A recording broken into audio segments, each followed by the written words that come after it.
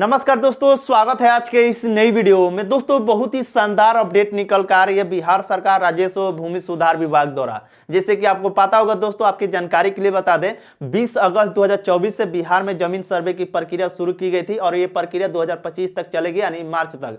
अभी तक आपने आवेदन नहीं किया तो आवेदन कर लीजिएगा जमीन सर्वे कराने को लेकर। लेकिन दोस्तों, इसी बीच एक नया नोटिफिकेशन जारी कर दिया गया है राजस्व व भूमि सुधार विभाग द्वारा, क्योंकि विभाग को ऐसा पता चला है कि बहुत से ऐसे बिहार के जो जनता है, बहुत से जो लोग हैं जो जमीन सर्वे कराने से डर रहे हैं, उनको लग रहा है कि हमारे पास तो कोई डॉक्यूमेंट नहीं है तो हमारा जमीन अब विभाग ले लेगा, यानी कि सरकार की हो जाएगी। तो इसी के रिगार्डिंग एक नया नोटिफिकेशन जारी किया गया है, जिसके बारे में हम आपको इस वीडियो में बताने वाले हैं। आपके जानकारी के लिए बता दें, आपको पता भी होगा बिहार के बहुत से ऐसे जिले हैं जो कि बाढ़ ग्रसित है, यानी कि उस जिले में हमेशा बाढ़ आते रहता है। तो ऐसे जो परिवार होते हैं उनका किसी कारणवश घर भी दह जाता है, कोई डॉक्यूमेंट भी दह जाता है, तो उनको भी हो सकता है कि कोई डॉक्यूमेंट दह गया हो, या बहुत से ऐसे जिले हैं, बहुत से ऐसे गाँव है जहाँ पे अक्सर आग वगैरह लगते रहते हैं। तो वो आग चपेट में आने जाने की वजह से उनका जमीन का जो भी दस्तावेज जो वो भी जल गया हो, तो उनको लग रहा है कि हमारे पास तो किसी प्रकार से जमीन का कागजात नहीं है, तो हम जमीन सर्वे कराने क्यों जा रहे हैं, क्योंकि हम जब हमारे पास तो कागजात नहीं है तो हमारा जमीन विभाग ले लेगा, यानी कि सरकार के पास चले जाएगी जमीन। तो इसी को रिगार्डिंग विभाग राजस्व भूमि सुधार विभाग द्वारा एक नया नोटिफिकेशन जारी कर दिया गया है, जिसमें पूरी तरीके से बताया गया है कि आपके पास क्या नहीं है तो किस तरीके से जमीन सर्वे होगा, क्या है तो किस तरीके से जमीन सर्वे होगा। तो इस वीडियो को आप एंड तक जरूर देखिएगा। पूरी तरीके से ये जमीन सर्वे के ऊपर भी वीडियो होने जा रहा है, जो कि काफी ज्यादा लोगों के मन में भ्रम पैदा हो गया है। इसी के डर से वो जमीन सर्वे कराने को लेकर आवेदन नहीं कर रहे हैं। तो ये सारी जानकारी हम आपको इस वीडियो में बताएंगे कि क्या सूचना जारी किया गया, किस तरीके से आप जमीन सर्वे करा सकते हैं, क्या क्या उसमें बारीकी से बताया गया है। इस वीडियो को आप एंड तक जरूर देखिएगा और वीडियो को शेयर भी कर दीजिएगा। और चैनल पर अगर आप नए हैं तो चैनल को भी सब्सक्राइब करके बेल आइकन को भी प्रेस कर दीजिएगा, ताकि इसी प्रकार से लेटेस्ट अपडेट मिलता रहे। चलिए वीडियो करते हैं स्टार्ट।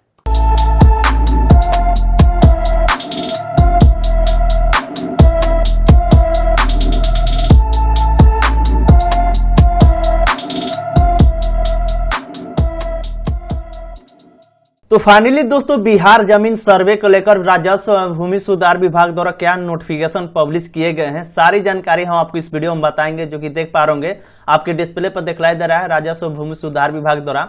यहाँ पे जो भी मंत्री जो है दिलीप कुमार जायसवाल हैं, जो कि आप यहाँ से देख पा रहे होंगे। दोस्तों, आज ही यानी कि 10 दिसंबर 2024 के डेट में एक नोटिस बोर्ड में देखेंगे तो यहाँ पे एक नोटिफिकेशन पब्लिश किया गया, जो कि देख सकते हैं।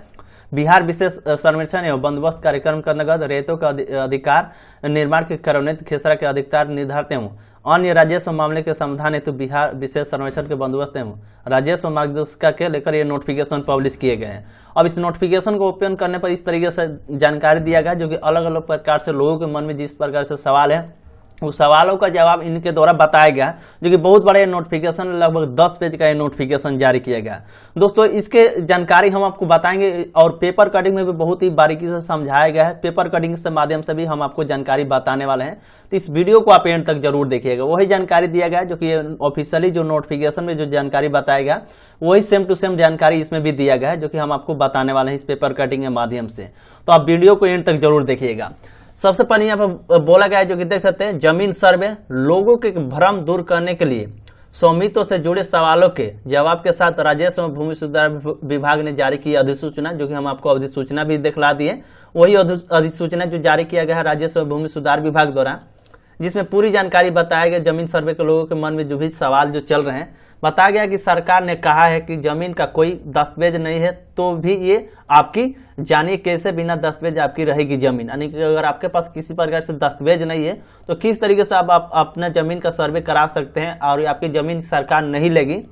लेना या ना लेने की तो बात अलग है, लेकिन अगर आपके पास किसी प्रकार का दस्तावेज नहीं है तो आप अपनी जमीन के जो भी जानकारी है किस तरीके से अपने सर्वे करा पाएंगे, यहाँ पे भी पूरी जानकारी बताया गया। तो इस वीडियो को आप एंड तक जरूर देखिएगा और वीडियो को लाइक कर दीजिएगा। यहाँ पर देख सकते हैं, बोला गया कि फर्स्ट नंबर में जानकारी बताया गया है, जो कि बारीकी से आप समझिएगा। इसमें बोला गया कि यहाँ पे जानकारी बताया गया कि दखल, कब्जा और लगान की रसीद है पर दस्तावेज नहीं है तो खाता तो भी खाता खुल जाएगा, यानी कि इसमें जो जानकारी जो दिया गया आप बारीकी से समझिएगा। दखल, कब्जा और लगान की रसीद है तो पर दस्तावेज नहीं है तो भी खाता खुल जाएगा। जी हाँ दोस्तों, दखल कब्जा है, लगान की रसीद है, पर दस्तावेज कोई नहीं है तो भी आपका खाता खुल जाएगा। दूसरे नंबर बोला गया कि शांतिपूर्वक दखल कब्जा और पड़ोसी की जमीन के बिक्री वाले दस्तावेज है तो विनिमय या निबंधित बंटवारे की चौहदी में नाम है तो खाता खुल जाएगा। यानी कि आप समझ पाए इनके द्वारा क्या बोला गया है कि शांतिपूर्ण से यानी कि दखल कब्जा हुआ है उस जमीन पर और पड़ोसी के जमीन बिक्री वाले दस्तावेज हैं और विनिमय या निबंधित बंटवारे के चौहदी में नाम है तो खाता खुल जाएगा। यानी कि जो भी अलग अलग प्रकार से देखे होंगे कि आपके अगल बगल के जो जमींदारक होते हैं उसमें भी आपका नाम होता है, आपके जमीन में उनका भी नाम होता है, मतलब एक चौहदी के रूप में नाम दिया जाता है कि आपके जमीन के बगल में किनका नाम है, उनका किनका जमीन है उनका नाम लिखिए।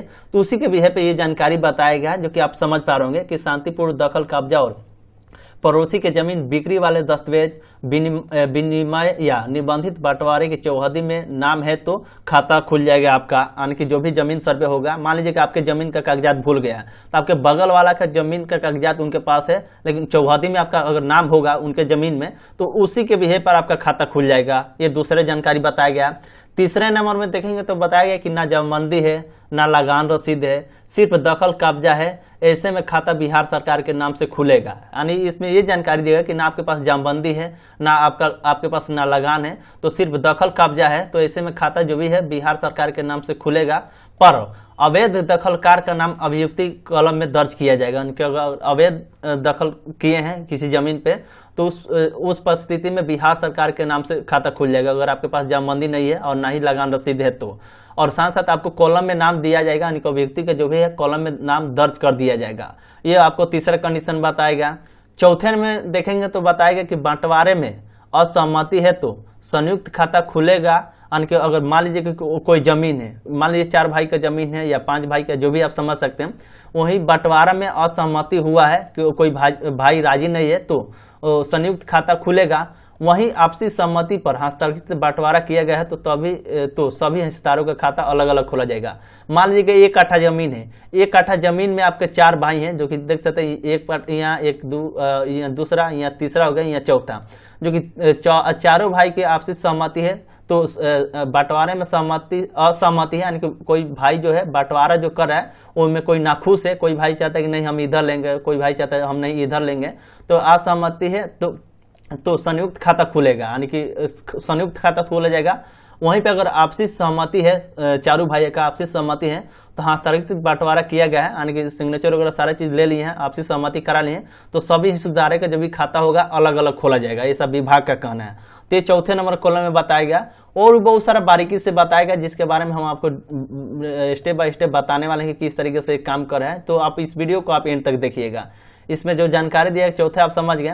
अब यहाँ से आइए पांचवा समझाते हैं आपको। पांचवा में जानकारी क्या दिया गया कि पंचनामा या मौखिक बंटवारा है, जमीन पर दखल कब्जा भी है, तो ऐसे में लिखित सहमति के आधार पर अलग अलग खाता खोला जाएगा। इसमें बोला गया कि पंचनामा है आपके पास किसी जमीन का या मौखिक बंटवारा है तो जमीन पर दखल कब्जा भी है, तो ऐसी स्थिति में लिखित सहमति के आधार पर अलग अलग खाता खोला जाएगा, जो कि हम आपको बता ही दिए। छठे नंबर बोला गया कि निबंधित जमीन खरीदी है। अगर आप मान लीजिए कोई जमीन खरीदे हैं जिसका रजिस्ट्रेशन हो गया है तो वही बताएगा निबंधित जमीन खरीद है और इसका म्यूटेशन नहीं कराया गया है, तो ऐसे में शांतिपूर्ण दखल कब्जा और केवला के सत्यापन के आधार पर खाता खोला जाएगा। म्यूटेशन अनिवार्य नहीं है।